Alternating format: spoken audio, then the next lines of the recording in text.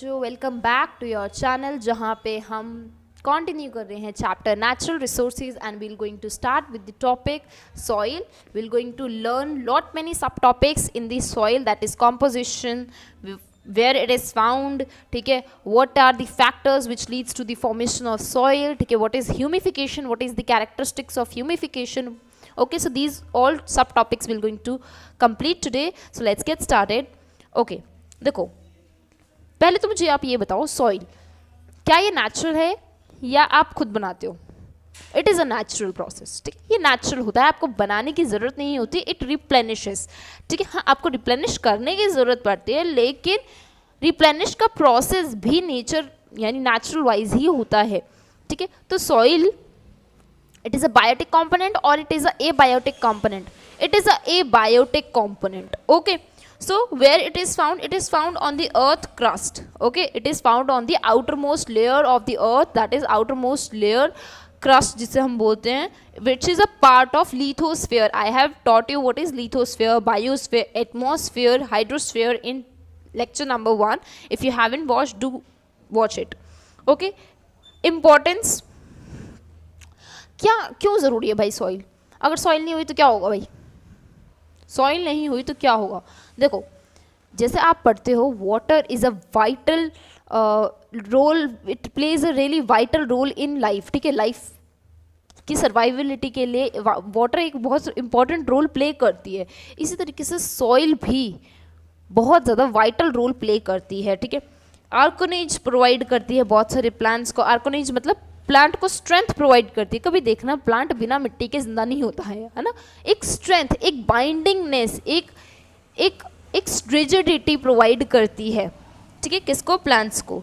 Natural habitat, बिल्कुल, बहुत सारे हमारे प्लांट्स हैं, एनिमल्स हैं, ये सब नेचुरली हमारे सॉइल पे ही डिपेंडेंट होते हैं for maximum minerals, irons. Okay, nutrients for growing plant. Okay, water required by all living species, air it is required for respiration. Okay, so this is like कि soil की importance क्या क्या है. ठीक है, soil की importance as such human existential में तो बहुत सारी है, लेकिन अगर नेचुरल पर्पसेस के मैं बोलूँ तो it is really really vital. ठीक है, प्लांट्स के लिए भी, वाइल्ड लाइफ के लिए भी. ठीक है, बहुत सारे लोअर क्लास के जो प्लांट्स होते हैं, थैलोफाइट्स, ब्रायोफाइट्स, टेरिडोफाइट्स, इनके लिए भी बहुत ज़रूरी होती है. Okay, next will going to study what is the composition of soil. Soil की कॉम्पोजिशन क्या है? You don't have to memorise the exact values, but you need to have a brief idea कि हाँ कौन सी चीज़ कितनी है. ठीक है, जैसे देखो ऑर्गेनिक मैटर समझते हो, दैट इज़ नेचुरली, जो नेचुरली नेचर में प्रेजेंट है, वो कितना है? सिर्फ 5% है. ठीक है, नेक्स्ट आता क्या है आपका?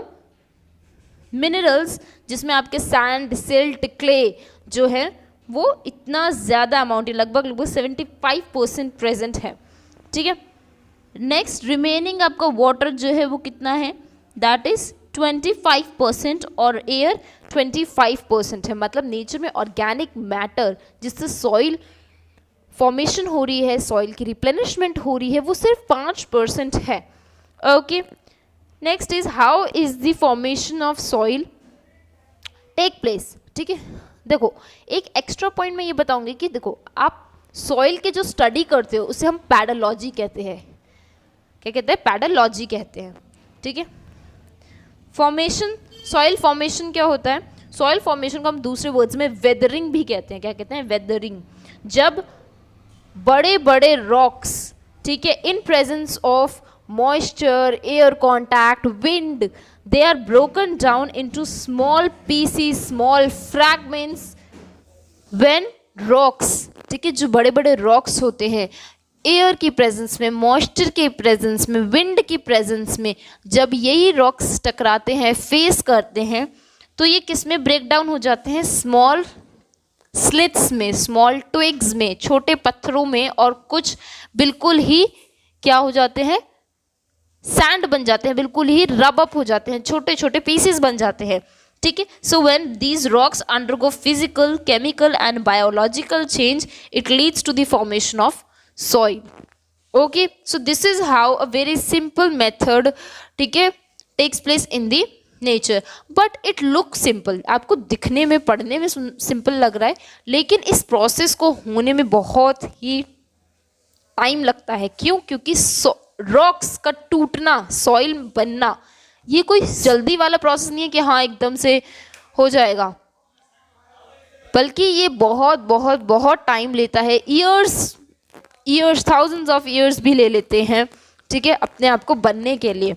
Okay, now what are the major factor which affects the soil pollution, soil formation? That is physical, chemical and biological.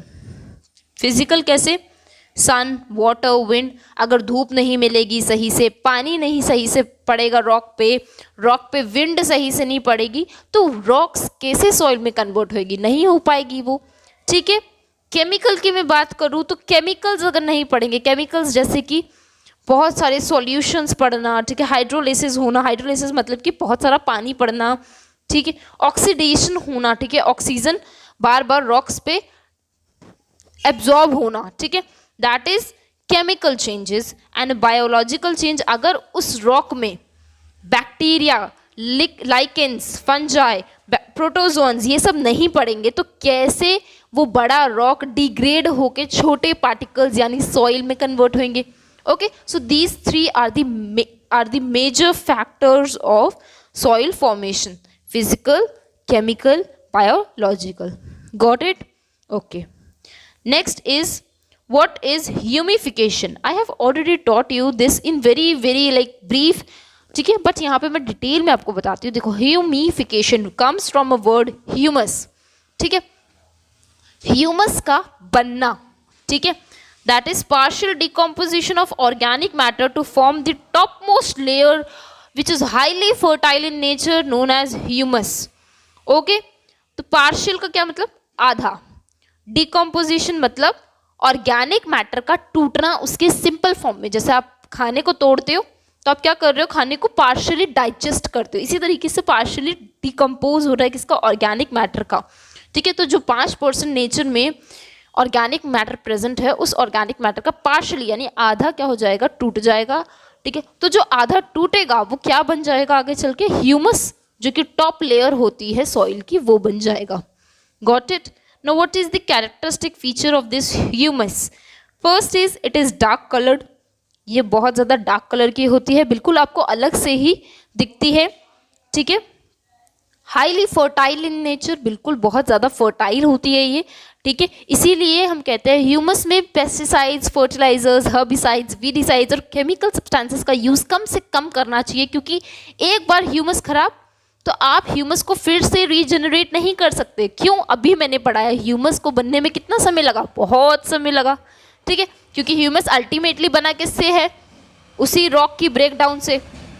Second is slowly degraded by physical, chemical and biological factors. I have already taught you, ठीक है. Highly resistance to change, ये पढ़ना important है. Highly resistance मतलब